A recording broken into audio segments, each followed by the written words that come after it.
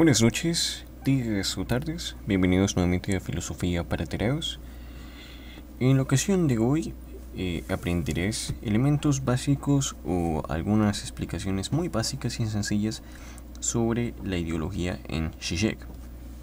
Muy bien, Zizek tiene varios libros hablando de ideología, explícitamente una compilación y su obra magna, que para mí sigue siendo la mejor obra de Zizek, el sublime objeto de la ideología. Muy bien. Para poder leer esta obra hace falta prerequisitos. Es como cuando estudias en la universidad y no puedes ver una materia si no has visto varias materias antes que conforman como una especie de línea, ¿no?, teórica. Por ejemplo, no puedes ver lógica 1, lógica 2 si no has visto lógica 1 y cosas así. Lo mismo pasa con el sublime objeto de la ideología. Pero depende muy bien de qué capítulos. Por ejemplo, el primer capítulo, que es el de cómo Marx inventó el síntoma, hay que saber bastante, bueno, bastante no mucho, pero sí más o menos como cosas básicas de Freud y de Marx, ¿no? Pero sobre todo hay que saber mucho de tres autores. Esos son Lacan, Jacques Lacan, Hegel y Marx.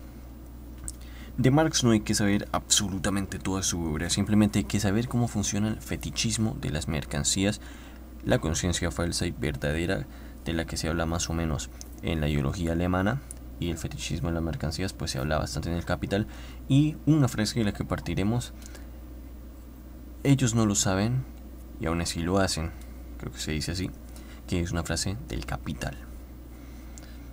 Muy bien, primero vamos a explicar para Zizek qué es la ideología, ¿no?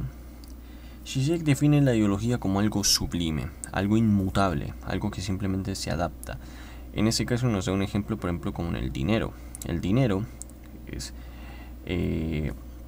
algo que como tal su esencia no cambia. O sea, por decirlo así, una moneda puede pasar mucho tiempo, pero sigue siendo dinero, siempre lo conocemos como dinero. Su idea, la representación que tenemos del dinero sigue ahí. No importa si es una moneda, no importa si es un billete, no importa si es cualquier cosa, nosotros lo representamos como dinero, pero realmente simplemente es, o en este caso podría ser un metal, o en el caso de los billetes, papel. Entonces, ¿por qué le damos esa idea? ¿Por qué le damos ese significado? Porque estamos convencidos de que es dinero. Es inmutable, es sublime por la idea de que pese a que aparente algo irreal, ilusorio, es real para nosotros. Y aún así, no importa cuánto tiempo pase, el dinero es dinero. No cambia su identidad pese a que cambie su manifestación. Hoy en día pues estamos con las transacciones, con el dinero, pues ya saben, por medio de dispositivos, transferencias, y esto ya no es dinero físico. La gran mayoría de personas usan pues otras aplicaciones de transferencia, cuentas bancarias, tales, pero sigue siendo dinero. Simplemente cambia como los medios por los cuales se manifiesta, pero seguimos teniendo esa idea. Y sabemos muy bien de que el dinero realmente es una falsedad que se convierte en mentira. Nosotros podríamos decir, bueno, este papel que tengo acá, que es un billete, realmente no tiene un uso. ¿Qué hago con él? Además de pues intercambiarlo por bienes y servicios. Nada, si no hubiesen esos bienes y servicios, si no tuviésemos más o menos este acuerdo social, económico, de pues de lo que viene siendo, pues bueno, depende bastante del país, ¿no? Pero pues lo que es el dinero en general, el dinero no serviría para nada. No podemos consumirlo para nosotros, es un papel, no te puedes comer un papel, no puedes hacer nada con él, lo puedes quemar, lo puedes tirar, lo puedes romper, pero si pierde su uso, entonces ya no tiene nada para nosotros. Esto es algo que Zizek demuestra incluso con una idea de Coca-Cola. ¿Por qué? Nosotros tenemos una idea de la Coca-Cola, muy bien, sí, una Coca-Cola refrescante, fría, que la tomamos y sentimos el de la Coca-Cola, ustedes saben. Yo soy más de Pepsi, pero pues él da el ejemplo con la Coca-Cola, no vamos a contradecir al hombre. Y lo que ocurre es que si la Coca-Cola está al clima, o está caliente, pasa de ser lo que conocemos como Coca-Cola a ser basura. ¿Por qué? Porque ha perdido su uso. Porque ha perdido el sentido del uso. Si compramos una Coca-Cola, a no ser que hayan personas aquí con pésimos gustos, es porque la queremos fría, queremos refrescarnos, etcétera, ¿no? Una Coca-Cola bien fría. Pero una vez la Coca-Cola ya no está fría, ¿para qué la compras? En mi caso podría ser como una cerveza. Yo compro una cerveza fría para hacer el tss, y pues tomarla y que haga el típico de que está refrescante, fría, etcétera. No voy a comprar una cerveza al clima. ¿Por qué? Porque es basura, para mí es basura. No tiene sentido, no tiene un sentido porque su uso prácticamente ya no es el uso que yo quiero darle. ¿Para qué quiero la cerveza? Pues para refrescarme, etcétera. Si la quiero fría, ¿no? Caliente no va a hacer esto, así que pues prácticamente pasa de la transición de un sentido a otro. Ya pierde el sentido. Así funcionan las mercancías, ¿no? Así funciona el uso. Cada cosa que viene, pues nosotros le ofrecemos un valor con respecto a nuestros deseos. Así, gracias al deseo, es ahí que Zizek nos mete un poquito más o menos a Lacan. Pero ¿qué pasa? ¿Qué tiene que ver esto con la ideología? Bueno, detrás de las cosas que nosotros conocemos hay una intención. Sabemos que hay una intención, hay un deseo. Nosotros comprendemos diferentes conceptos, palabras, términos, como quieran decirle. En este caso voy a emplear la palabra primero, términos para algunas cosas que se refieren a objetos y conceptos para cosas que se refieren a experiencias o procesos. Bueno, hablemos de el concepto de Dios.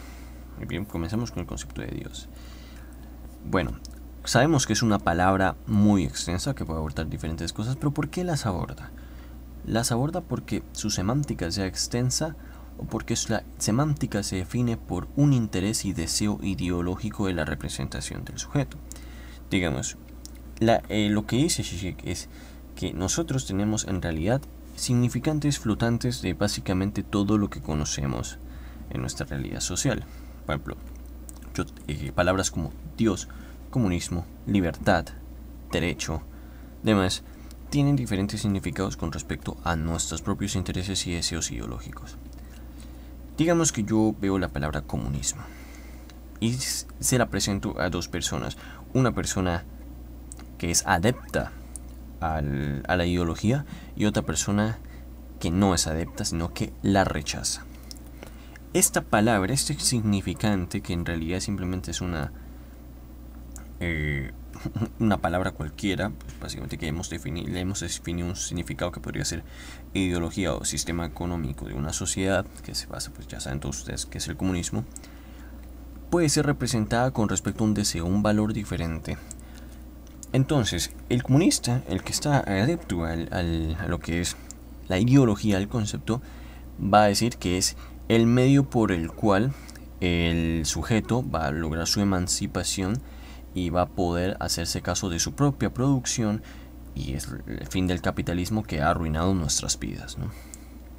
Sería una representación, un acolchado, como lo dice Zizek, que se basa en el point de caption de Lacan, para poder representar de una manera este concepto. Entonces, lo que hace el acolchado, la representación ideológica, la ideología, interpela al sujeto y le hace comprender esto, pero él no lo comprende así porque sí, porque la idea innata llega a su cabeza porque así nació él, así programado, no. Lo que ocurre aquí es que nosotros obtenemos todo este conocimiento e influencias ideológicas de nuestro entorno social. En este caso, pues el comunismo podemos encontrarlos en medios de comunicación, en libros, en videos, bastantes medios que en términos de Althusser serían partes de los aparatos ideológicos del Estado. Zizek mantiene pues un poco esta noción de interpelación y de los medios por los cuales el sujeto comprende las influencias ideológicas que al final le van desarrollando, lo van interpelando. Entonces, gracias, digamos que este sujeto, por ejemplo, estudió, digamos yo, en una universidad, aunque eso es un prejuicio, ¿no?, pública, estudió con profesores marxistas, comunistas, que empezaron como a intentar meterle un poco a poco su ideología. En este caso, esta persona, pues, al dejarse influenciar, se deja influenciar por un aparato ideológico de Estado que es la escuela, ¿no?, o la educación, mejor dicho. Yo preferiría reformular el concepto de educación. Y de esta manera logra ser interpelado y tener una representación ideológica con base a esta interpelación. Entonces, la persona es apta al comunismo. Pero ¿qué ocurre con la otra persona? Digamos que la otra persona está pues en la misma sociedad, hacen parte de la misma sociedad, pero son interpelados de diferente manera por aparatos ideológicos similares. Digamos que esa persona también se dejó llevar por los medios, pero ¿por qué medios? Consumió los medios conservadores que niegan el comunismo, que lo satanizan. Estudió con algunos profesores con esas ideologías y así fue formando un criterio que rechaza, ¿no? Uno dice, el comunismo es la emancipación del sujeto y el control sobre su propia producción. Y el otro dice, el comunismo es simplemente una basura ideológica que simplemente da hambre, miseria al mundo. Ándate para Cuba, ¿no? Estos son los dos argumentos de los dos lados. ¿Quién tiene la razón? Realmente ninguno tiene la razón. ¿Por qué? Porque es muy difícil hablar en términos objetivos. En esta situación son proposiciones ideológicas, y lo que ocurre con las proposiciones ideológicas es que no tienen una verdad o falsedad lógica. ¿A qué me refiero?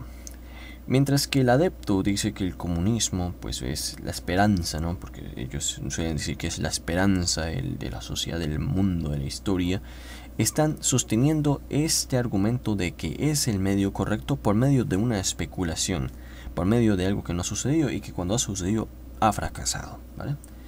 Pero claro, si el tipo dice eso no era verdadero comunismo, entonces ¿cuál es el verdadero? No ha ocurrido. Entonces está basando toda el rigor de su ideología con algo que no ha ocurrido. Mientras que, por ejemplo, el conservador, que se llama a sí mismo, digamos, capitalista, le da rigor por cosas que realmente no son ciertas. Si el tipo dice que el capitalismo es el sistema económico que mejor que más ha beneficiado a la historia de la humanidad, estaría mintiendo, porque podríamos decirle, bueno, el capitalismo también ha sido uno de los principales aspectos de la contaminación, de la destrucción del medio ambiente y también del problema tan enorme que tenemos del consumismo y de la sobrepoblación, básicamente, ¿no? Y entonces no creo que decir que sea el sistema que más ha beneficiado la historia de la humanidad sea algo correcto, porque tiene factores que sí son ciertos, que ha aportado en diferentes cosas económicas y etcétera, tal, aunque tenga sus crisis, pero tiene sus aspectos malos que pues alejan esa idea tan idílica de que el capitalismo es perfecto. Entonces ninguno de los dos tiene razón. Por lo que son representaciones ideológicas, son simplemente interpelaciones. A esto a lo que voy, ¿no? Entonces lo mismo, vieron que pues realicé este ejemplo con el concepto de comunismo, y esto puede llevarse a cabo de esta manera, de muchas maneras. En mi tesis de grado hice un ejemplo con el significante de árbol. Este ejemplo yo creo que la gran mayoría de mis amigos, colegas ya están hartos de él, pero es el ejemplo perfecto. Tenemos un significado de árbol. Yo creo que todos sabemos que es un árbol, ¿no? Sí, sabemos que es un árbol, nos lo enseñan, ¿por qué medios? Pues por la escuela, tal, pero siempre nos enseñan un significante neutro, que es simplemente un ser vivo, ¿no? Y ya está. El sentido del árbol viene ya con la representación del deseo, del interés del individuo. Entonces, ¿qué ocurre acá? Si yo veo un leñador que pues tiene su trabajo, vive de eso, tala árboles, con ellos hace mesas, con ello hace sillas, o en otro caso simplemente vende la madera, ¿no? Ve en el árbol, pues es un medio de producción, un medio para poder obtener capital, ¿no? Para poder sacar ganancia y subsistir, porque de alguna manera tiene que ganarse la vida este hombre. ¿Qué vería un ambientalista? No vería lo mismo. Vería en el árbol un ser vivo que pues tenemos que proteger para una coexistencia sana y sobre todo pues que pueda llevarnos a perdurar, ¿no? Sin el árbol no hay oxígeno, y sin el oxígeno pues yo creo que no estamos muy bien, ¿no? Y entonces tenemos un significante que se representa de dos maneras diferentes con respecto al interés y deseo ideológico. Tenemos aquí pues uno que se basa en medios de comunicación y el otro que se basa en la fuerza de trabajo, en el trabajo en sí mismo como aparato ideológico de Estado, ¿no? En las relaciones económicas y laborales. Entonces tenemos aquí uno que defiende el árbol como pues un ser vivo que tenemos que preservar, porque pues lo ha visto en documentales, lo ha visto en diferentes libros, lo ha aprendido en clases de biología, vamos a decirlo, desde que era niño hasta, porque siempre se nos enseña eso, porque pues sí, obviamente sabemos científicamente que pues los árboles producen oxígeno y el oxígeno pues es fundamental para nuestra vida. Sí, pero eso no lo piensa quizá el leñador que tiene que ganarse la vida y comer, ¿vale? Tiene un medio para poder comer, tiene un medio para poder subsistir y lo va a tomar. Entonces, pues obviamente vemos que no piensan igual porque tienen representaciones diferentes del mismo significante. Vale, creo que ahí lo he explicado un poco mejor. Entonces, como explica Zizek, la interpelación surge de la representación de un significante con un significado ideológico por medio del acolchado, que pues es la interpelación. Y no ocurre como lo diría Saussure, que son simplemente dos líneas, ¿no?, rectas, uniformes, sino que ocurre como el grafo elemental del deseo, que ocurre como una curva que tiene ahí una curvita que va en medio, que la atraviesa, que es lo que es la interpelación, que hace que el significado, o sea, una interpelación presimbólica. ¿Vale? ¿Por qué? ¿Por qué presimbólica? Porque tenemos los conceptos que son protoideológicos, es decir, no tienen un sentido ideológico. Están ahí esperando para que nosotros los determinemos ideológicamente de acuerdo a nuestra preferencia y deseo que hemos concebido de la sociedad. ¿Por qué? Porque nosotros no nacemos con un deseo de base. Nosotros no somos como un ser que nace y ya tiene predeterminado sus gustos. No, aprendemos. ¿Y por qué aprendemos? ¿Realmente tus gustos son tuyos o son gustos que has aprendido o has heredado de medios de comunicación, de influencias de agentes externos, de lo que lees, de lo que ves, de lo que consumes? No sé, tú naces y no porque nazcas automáticamente te gusta lo que es, bueno, la cerveza. Pero ¿qué ocurre? Hay publicidad de cerveza, ves que en tu entorno beben cerveza, ves que pues la venden en la tienda, ahí está, ves que la promueven en los partidos de fútbol, en las publicidades, en las propagandas, en el noticiero, todo lo que sea. Dicen una buena cerveza, póker, ya está. Entonces tú vas a probarla y te gusta. Pero realmente no es porque el gusto esté en ti, es porque te interesaste en ella y te quedó gustando por un medio de comunicación del que lo has aprendido. Por ejemplo, cuando te dicen, mira, salió la nueva gaseosa, sabor, no sé, a una nueva combinación, fresa, maracuyá, guanábana, una cosa rara, un experimento así que tú dices, ¿qué es esto? Esto no vas a ver bien jamás. Y tú lo ves, hacen mucha publicidad y dices, vaya, pues se ve interesante, ¿no? ¿Por qué no? ¿Por qué no? Y te queda gustando. Bueno, te gustas porque tuviste el impulso de hacerlo porque te dejaste influir de un medio. Entonces los gustos ya no son tan personales, sino que son gustos que vamos aprendiendo de nuestro entorno social. Por ejemplo, a mí me gusta vestir formalmente. No es que yo tenga ese gusto de por sí.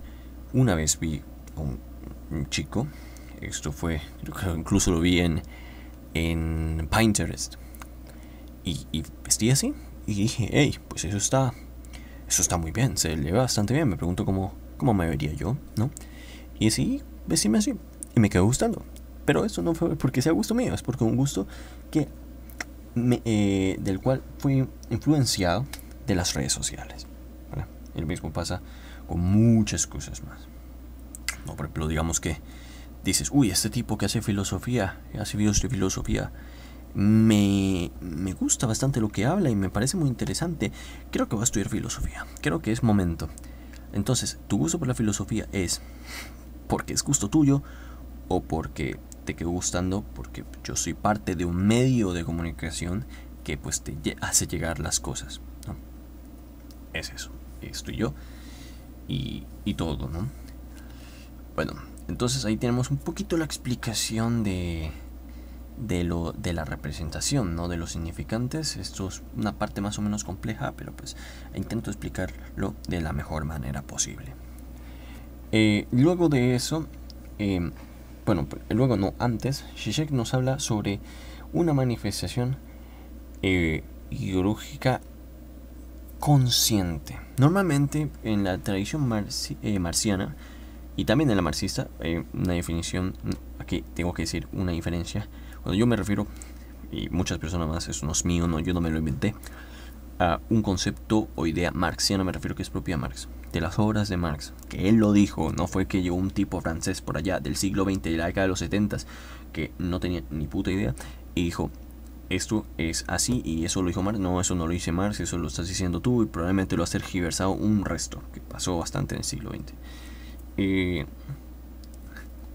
Entonces, una idea marxiana, pues propia Marx, una idea marxista es propia de los herederos o pues, filósofos que siguieron con esas ideas de Marx, interpretándolas de diferentes maneras, unos mejor que otros, la verdad.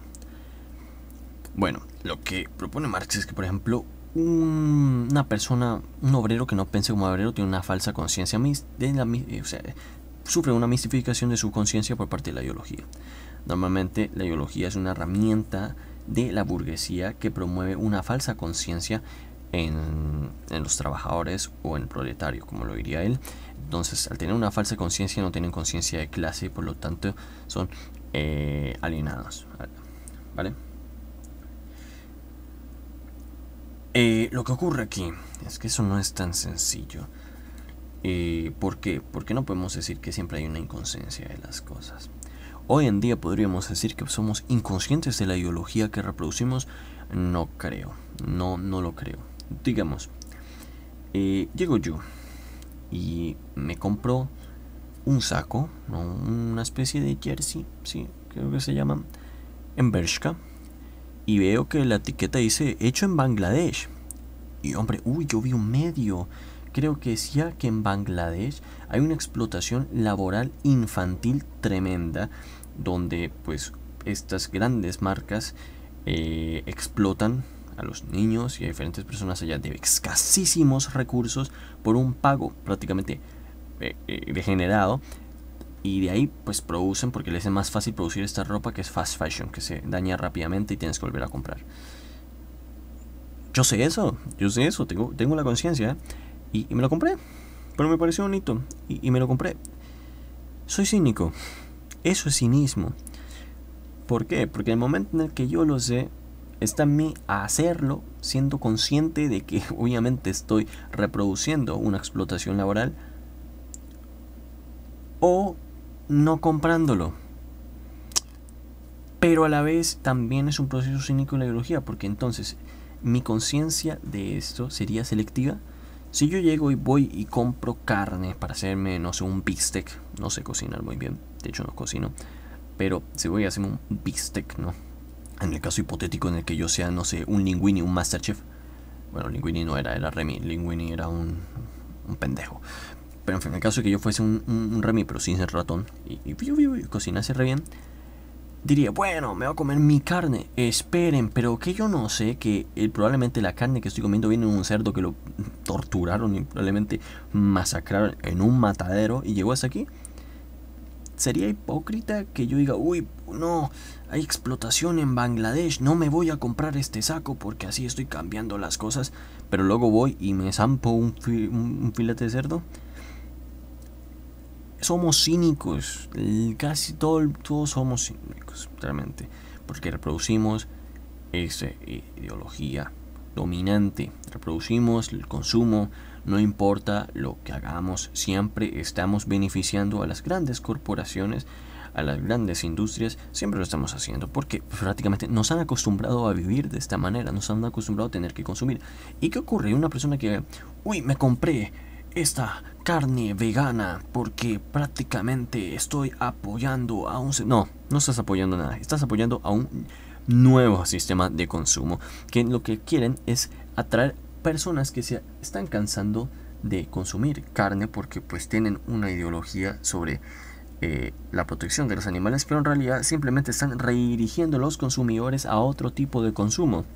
No estás cambiando el mundo, estás cambiando de consumo y a la vez estás estás buscando la satisfacción del estoy haciendo algo bien, yo estoy siendo la diferencia. Es como para eximirte de una culpa mediante el consumo alternativo. Esto lo explica Zizek en un ejemplo también. Tanto se puede encontrar en el sublime objeto de la ideología como se puede encontrar en diferentes videos que hay en internet sobre este. No estás realmente cambiando el mundo. lo haces porque crees que estás cambiando el mundo, porque necesitas ese sentimiento de desahogo de la culpa, de que ya no. ¿Por qué? Digamos, pasa a un Starbucks, él lo dice, creo que es el ejemplo de Starbucks. Pasa a un Starbucks y dice, oye, si donas, nosotros apoyaremos a los niños de Guatemala. Y bueno, tú te sientes mal porque dices, hombre, a lo mejor este Starbucks que me costó bastante dinero, no lo necesitaba. A lo mejor pude haber guardado ese dinero para otra cosa más útil. A lo mejor simplemente soy un consumista más del montón. Y pagas el dinero, la donación. Y dices, bueno, fui a Starbucks, pero hice algo bueno. Doné por los niños de Guatemala. Yo hice... Simplemente es para que consuma sin culpa. Es una manipulación ideológica tremenda. Y muchas personas pues se la comen con papas y creo que hasta con ensalada. Y así funciona la ideología. No es un proceso de falsa conciencia, es un proceso de conciencia. Pero es un proceso de conciencia porque nosotros sabemos bien lo que estamos haciendo, pero no así lo estamos haciendo. Esto es una frase que Zizek formula de la crítica de la razón cínica de Peter Sloterdijk. Y lo explica. Sabe muy bien lo que hacen y aún así lo hace. Reformula la frase de Marx de una inconsciencia a una conciencia de la ideología. Nosotros sabemos muy bien lo que estamos haciendo y aún así lo estamos haciendo. Y eso es cinismo puro. El cinismo es una manifestación de la ideología, ¿vale? Y hay cinismo por todas partes. Entre más te pongas a pensarlo, más cinismo encontrarás aquí y allá, en lo que hagas. Si yo digo, el árbol es fundamental, llega y dice un ambientalista, los árboles son fundamentales para la vida, los árboles tenemos que preservarlos. Sí, lo sé, porque lo leí en este libro de 500 páginas, hecho a partir de un árbol. O sea, entienden la cuestión, o sea, entienden más o menos lo que les estoy diciendo y saben que viene un árbol, porque hombre, ¿de dónde? A no ser que hay medios alternativos, pero hombre, ¿de dónde va a venir este papel que estoy leyendo aquí? Hombre, pues yo no creo que venga, no sé, del arbusto de la esquina. No es así. Viene de un árbol. Y hay otros libros, hay otros métodos que intentan hacerte sentir menos culpable, como este libro que tengo aquí. Lo voy a sacar, aunque muy probablemente tumbe toda la pila de libros. No lo saqué bien. Creo que yo lo mostré en un video. La ideología del poder y el poder de la ideología de Göran Dermont. Es un libro con las páginas amarillas y es un libro nuevo. ¿Y por qué es así? Porque aquí dice: este libro ha sido impreso en papel ecológico, cuya materia prima proviene de una gestión forestal sostenible. ¿Le creo o no le creo? ¿Vale crees? La verdad, yo creo que no. Yo creo que no. Esto es para que lo compres sin culpa. Esto es sobre todo para que lo compres sin culpa, porque pues obviamente, no sé, con estas compras no estás cambiando el mundo, no lo estás mejorando. Obviamente van a seguir talando un montón de árboles para seguir haciendo libros. Eso es así. Y claro, ¿qué tiene un libro? Pues un libro pues te puede beneficiar. Entonces, ¿ahí qué? Dices, quiero este libro. Pero es que una vez vi eso. Vi una persona que era abiertamente ecologista, ambientalista, tal, y quería un libro, un tomazo como de 1000 páginas sobre historia del ambiente y de la naturaleza y los cuidados. Un libro ahí, una cosa rarísima de 1000 páginas. Tú sabes la cantidad de papel, de hojas y por lo tanto de materia prima del árbol que tuvieron que usar para poder imprimir esa cosa. Pues ahí estamos viendo, ¿no? Ahí vemos. Y es lo que ocurre pues en nuestra sociedad. Realmente el análisis de Zizek es un análisis propio no solo a la sociedad de aquel entonces, que eso fue finales del siglo XX. El hombre ya había visto caer el muro de Berlín. Ya por eso lo que nos dice Zizek es que no estamos en un mundo post-ideológico.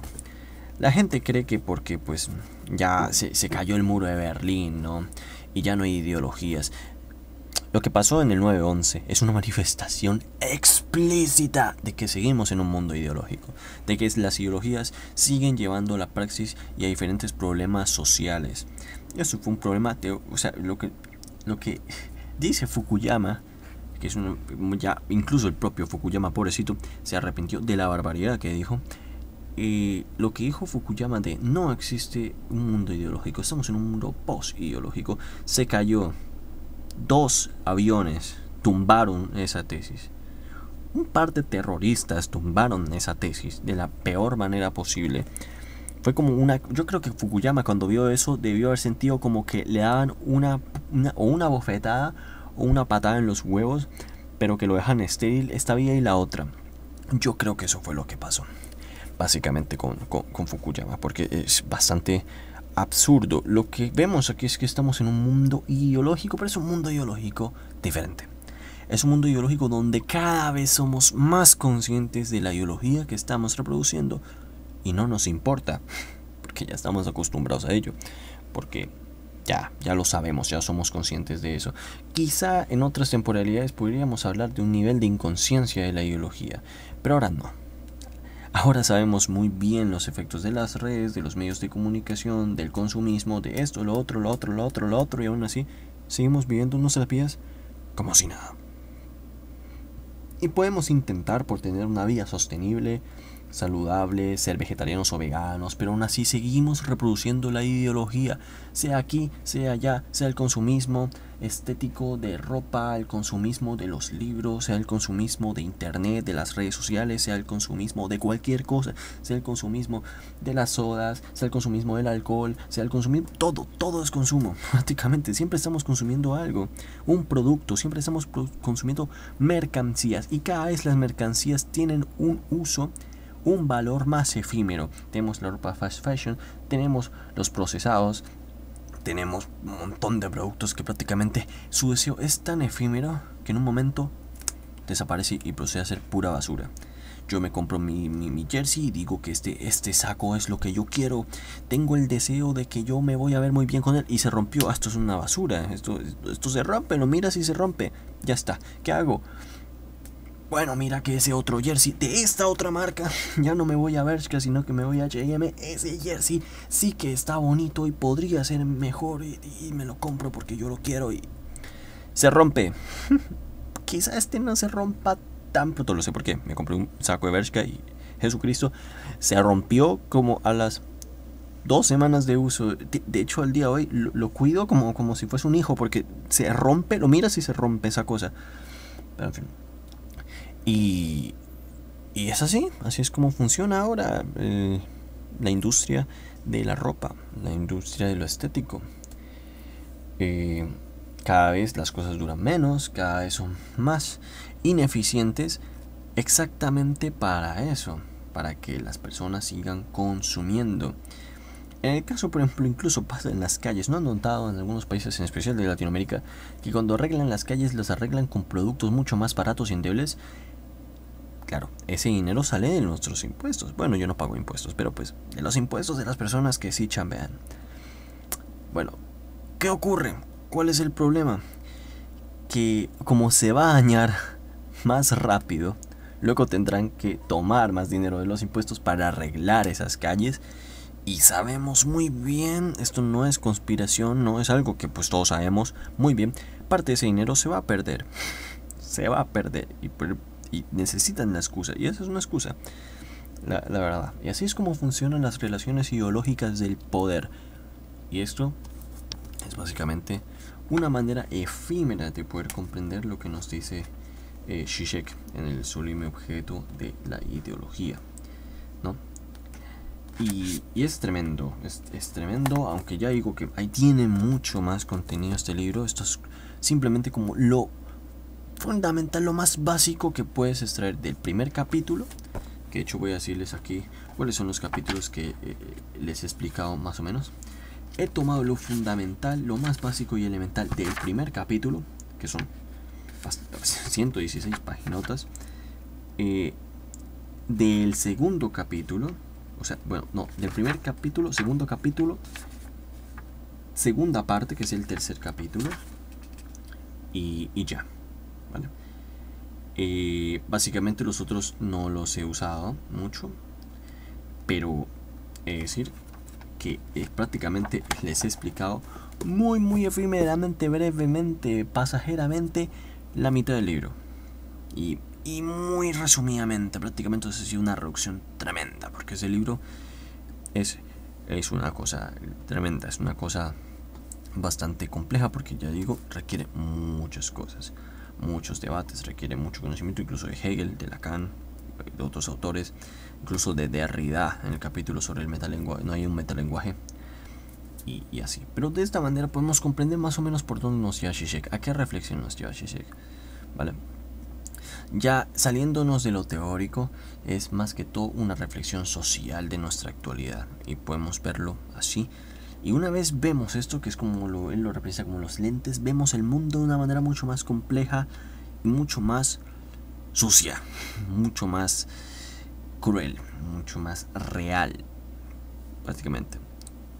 Y el problema de ver un poco la realidad detrás de algunas manipulaciones ideológicas y algunas interpelaciones es que no podemos hacer nada, porque así está configurado el mundo, así estamos reproduciéndolo al día a día. Sabemos que pues en algunas personas son explotadas, sabemos que las condiciones de la salud mental empeoran aún más, porque la salud mental prácticamente en algunos lugares es un privilegio. Sobre todo vemos que hay un montón de problemas sociales y aún así seguimos reproduciendo la ideología dominante. Sí, que espera el momento en el que haya realmente una revolución tremenda que cambie el mundo, pero tal y como en ocasiones lo he dicho y yo lo veo, esto es muy complejo, bastante complejo, y no creo que vayamos a llegar a tal revolución, a tal cambio abrupto en mucho tiempo. Tiene que pasar pues algo tremendo, tiene que pasar un giro copernicano, ¿no?, en la historia para que esto ocurra. Pero pues eso sí, no creo que los postmodernos vayan a cambiar mucho el mundo. Lo siento, tenía que tirar la pullita antes de terminar. Bueno, sin más que decir, esto es todo. O sea, ya es lo que quería hablarles. Es muy breve y mira que podría haberlo resumido mucho más, pero quiero que se entienda más o menos bien. En los comentarios me pueden decir, no sé, llega un experto en Zizek, un experto en comer hot dogs y salir de la basura y me diga: has tergiversado bastante el pensamiento del mapache Zizek. Bueno, pues he intentado explicarlo lo mejor posible. Pero bien, espero que tengan una excelente semana. Estamos a martes. Sí, estamos... No, mentira, estamos a miércoles. ya son las 12. Sí, estamos a miércoles. Les deseo pues un feliz fin de semana, aunque no hemos llegado a un resto de semana pues. Y espero que todo vaya bien y que todo correcto. Sí, suerte a los que están estudiando, suerte a los que están chambeando, y suerte a ti que no estás haciendo absolutamente nada como yo. Prácticamente no, yo sí estoy estudiando, no, pero pues ahorita mismo no estoy haciendo nada. Bueno, te estoy hablando. Ya no tengo más que decir.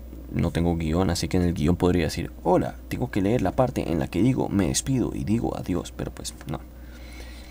El canal está, bueno, ya, esto lo digo ya aparte, ya se acabó. Si venías por lo de Zizek, aquí acabó el video, aquí acabó, aquí ya mismo, ya, right now.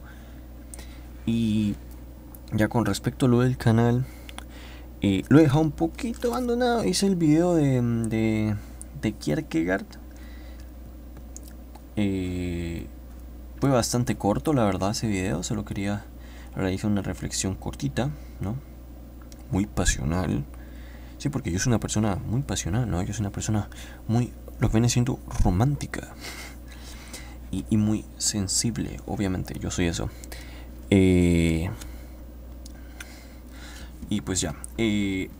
Saludo muy brevemente a las personas que siguen viendo mis videos, a todos los que escuchan, los que les encanta escuchar mi voz, ¿no? Y aquellas personas especiales que siempre ven mis videos, muchas gracias a todos.